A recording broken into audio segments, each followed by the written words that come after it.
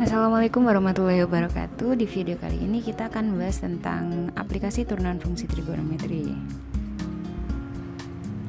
Nah, jadi yang akan kita pelajari nanti ada fungsi naik, fungsi turun stasioner, nilai maksimum dan minimum, kemudian titik balik fungsi.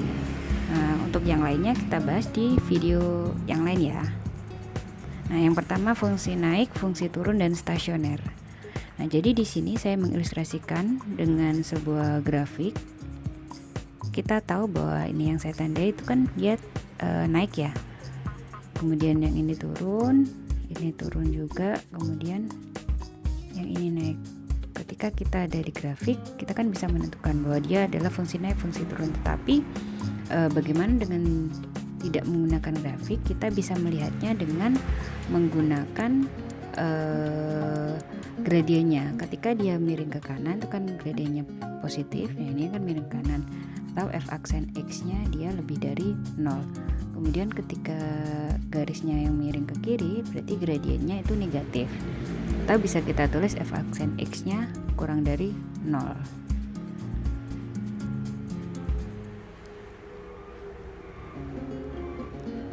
Ini juga f aksen x nya karena positif lebih dari 0. Nah, tetapi ada kalanya saya mempunyai garis yang dia tidak miring ke kanan ataupun tidak miring ke kiri. Nah, seperti ini. Nah, kita bisa menyebutnya di titik tersebut dia adalah stasioner atau mempunyai turunannya sama dengan 0, f aksennya sama dengan 0.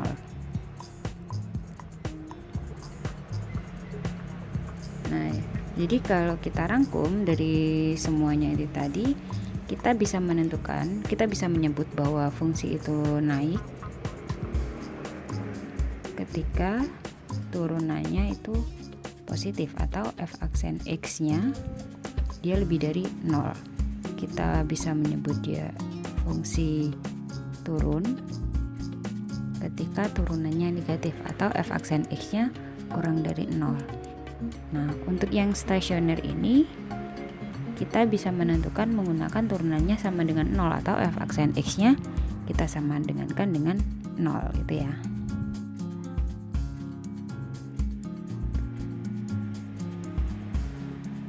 Nah, selanjutnya ini ada contoh soal, tentukan titik stasioner dari fungsi fx sin 2x untuk x nya antara 0 sampai 360 dan pada selang berapakah fungsi tersebut naik atau turun.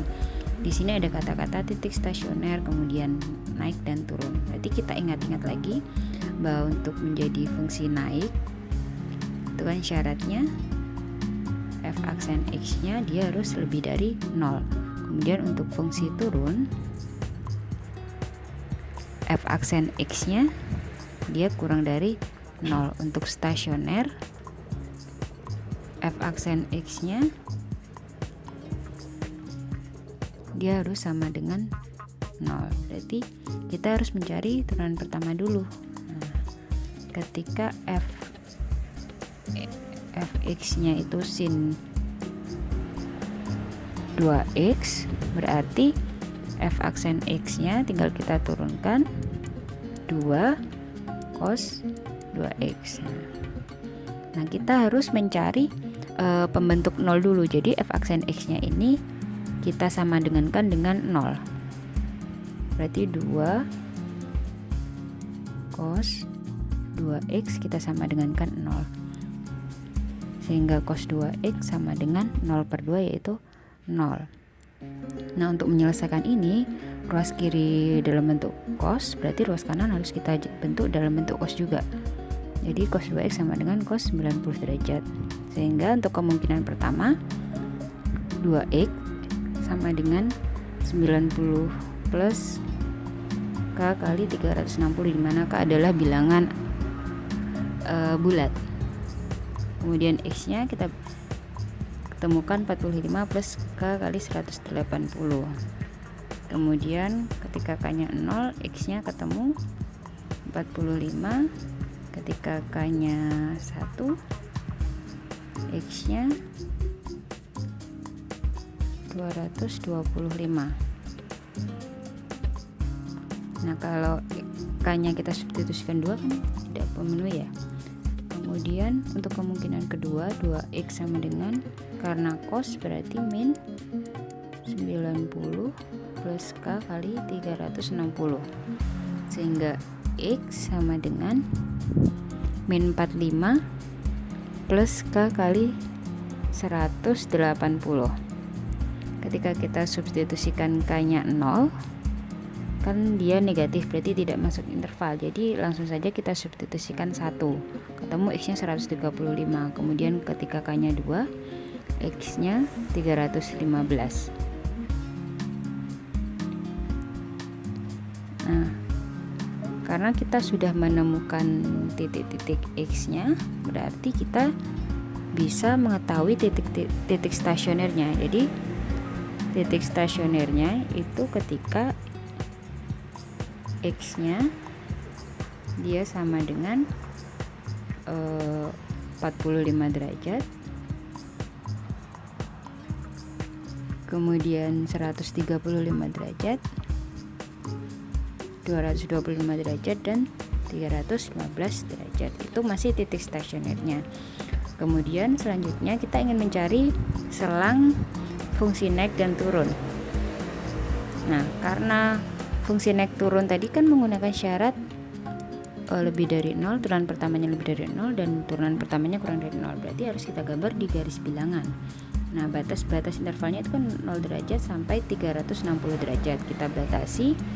Kemudian dari titik stasioner tadi kan kita sudah ketemu 4 titik. Nah, kita tulis di sini yang paling kiri itu 45 derajat, kemudian ada 135 derajat, ada 225 derajat, dan 315 derajat. Nah, kita ambil di sini kan ada 1 2 3 4 5 daerah. Kita ambil pada masing-masing daerah itu uji titik, kita substitusikan ke f aksen x-nya, karena syaratnya yang kita gunakan menggunakan f aksen x.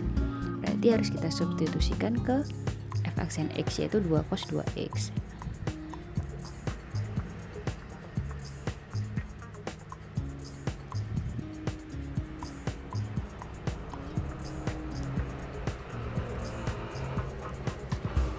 Jadi misalkan di sini saya ambil 30 derajat disubstitusikan ke 2 cos 2x ketemu, dan yang lainnya juga ketemu. Di sini daerah yang positif, negatif, positif, negatif, positif. Nah, jadi untuk daerah yang positif tadi itu adalah selang fungsi naik, dan daerah yang negatif itu selang fungsi turun.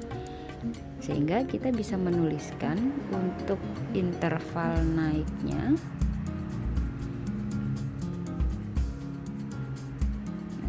naik itu adalah kita cari daerah-daerah yang positif, mulai dari 0 sampai 45 derajat sampai 45, kemudian yang positif lainnya 135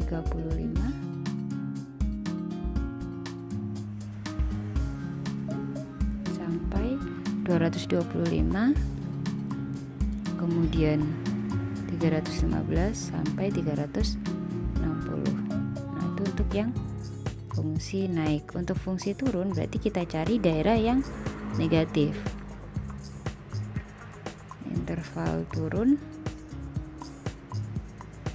berarti dari 45 derajat sampai 135 derajat dan 225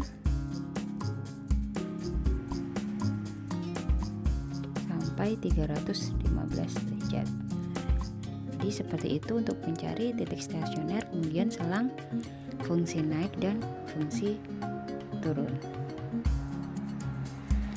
Selanjutnya mencari nilai maksimum dan minimum. Nah, sama halnya dengan yang fungsi naik dan fungsi turun, itu kan kita bisa melihatnya dengan gradien.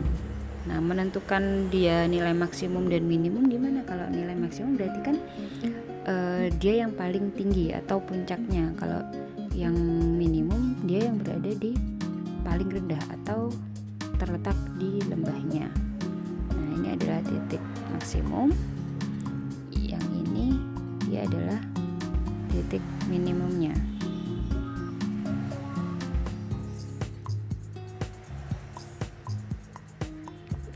ketika kita amati dengan menggunakan turunan pertama atau gradiennya, untuk titik maksimum itu terjadi perubahan gradien dari yang awalnya positif menuju negatif.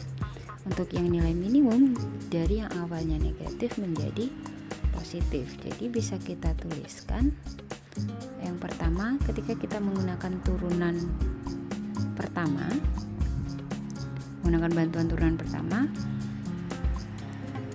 untuk nilai maksimumnya yang awalnya dia gradiennya positif dia berubah menjadi negatif. Untuk nilai minimumnya itu dari yang negatif dia menjadi yang positif. Nah, kemudian kita bisa menggunakan bantuan turunan kedua juga. Untuk yang turunan kedua, syaratnya kan dia harus melalui titik stasioner, berarti f aksen x nya dia sama dengan 0. Setelah ketemu f aksen x nya 0, kemudian kita cari turunan keduanya, kita cari yang negatif. Ketika yang negatif dia adalah nilai maksimum. Sehingga untuk nilai minimum syaratnya yang pertama dia harus stasioner, berarti f aksen x nya harus sama dengan 0. Kemudian turunan keduanya dia harus lebih dari 0. Nah, ini contoh soalnya, tentukan nilai maksimum dan minimum dari fungsi fx sama dengan 6 cos x plus 2. Karena nilai berarti yang dimaksud di sini itu adalah y-nya atau fx-nya. Jadi fx ini. Jadi kalau fx-nya itu 6 cos x plus 2, kita bisa mencari f aksen x nya, yaitu kita turunkan menjadi min 6 sin x.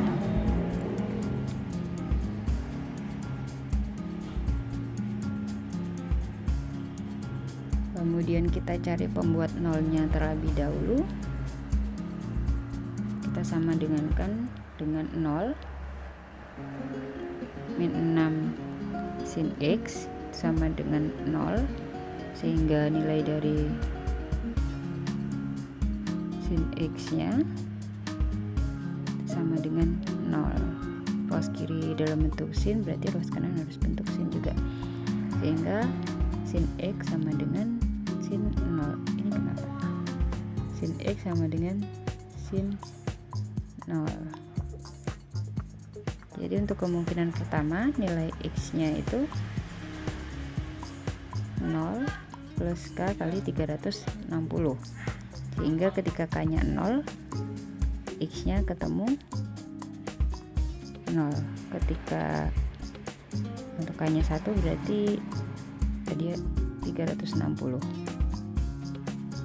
Kemudian untuk kemungkinan yang kedua, x nya sama dengan 180 min 0 plus k kali 360. Ketika k nya 0 berarti x nya 180. Ketika k nya 1 dia tidak memenuhi ya. Nah, jadi kita sudah menemukan x nya itu yang pertama 0 derajat, kemudian x yang kedua ada 180 derajat, kemudian x yang ketiga dia 360 derajat. Nah, ini kan masih ada 3 nilai x, berarti kita harus mencari fx dari masing-masing x tadi. Jadi fx1 kita substitusikan 0 derajat pada fx nya, kemudian x2 seperti itu, dan x3 juga sama, ketemu fx1 8, fx2 min 4, dan fx3 8. Nah, dari ketiga nilai fx ini kita bandingkan, kita cari yang paling besar, berarti dia sebagai nilai yang maksimum, dan yang paling kecil dia adalah nilai yang minimum. Sehingga nilai maksimumnya bisa kita tulis dia adalah sama dengan 8, dan nilai minimumnya itu dia sama dengan negatif 4.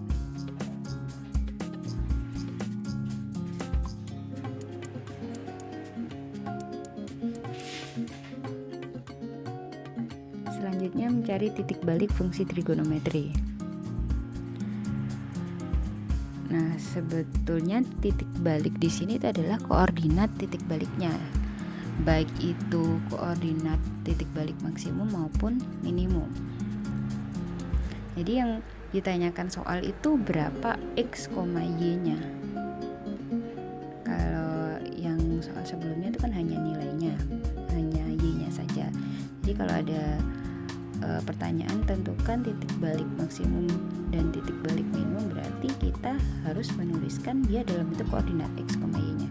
Nah misalkan di sini saya punya grafik, ini adalah titik maksimum, di sini dia titik minimum. Jadi koordinat titik balik maksimum ya X, Y nya, itu yang dimaksudkan. Yang ditanyakan soal itu dia dalam bentuk X, Y nya. Nah karena tadi di soal sebelumnya fungsi fx nya sama, yaitu 6 cos x plus 2, berarti kita caranya juga sama. Kita tuliskan dulu fx nya 6 cos x plus 2, kemudian kita cari turunan pertamanya.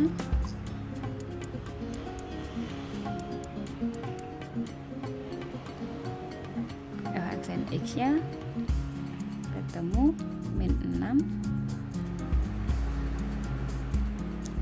sin x, kemudian kita sama dengankan dengan 0, min 6 sin x tadi, sehingga sin x sama dengan 0, atau bisa kita tulis sin x sama dengan sin 0. Kemudian kemungkinan pertama nilai x nya itu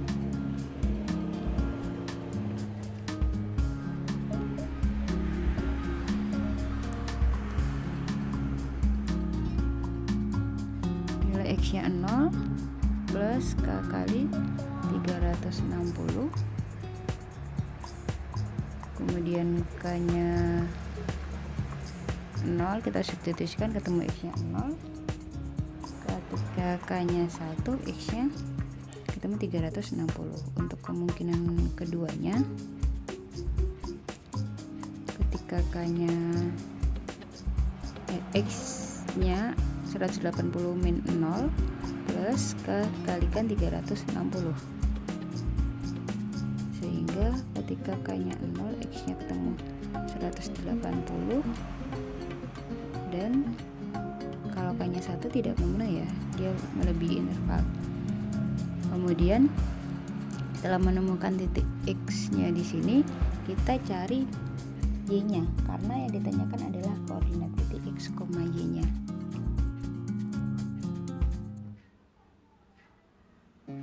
Jadi ketika x nya 0,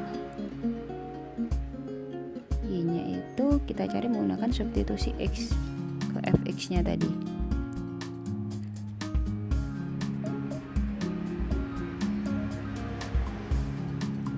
Kemudian x nya 180, kita tulis dulu x nya, dan x yang ketiga 360.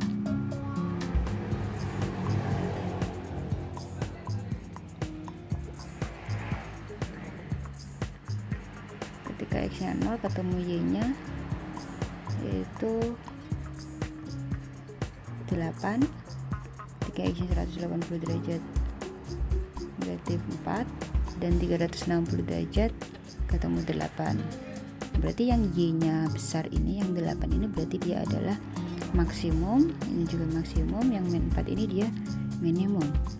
Sehingga koordinat titik balik maksimum itu adalah 0 derajat, 8, dan 360 derajat, 8. Kemudian untuk titik balik minimumnya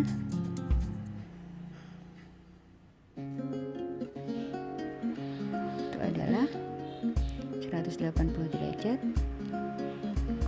negatif 4. Seperti itu ya. Kalau misalkan belum paham, bisa diulang lagi videonya. Terima kasih, semoga video kali ini bermanfaat. Kurang lebihnya saya mohon maaf. Wassalamualaikum warahmatullahi wabarakatuh.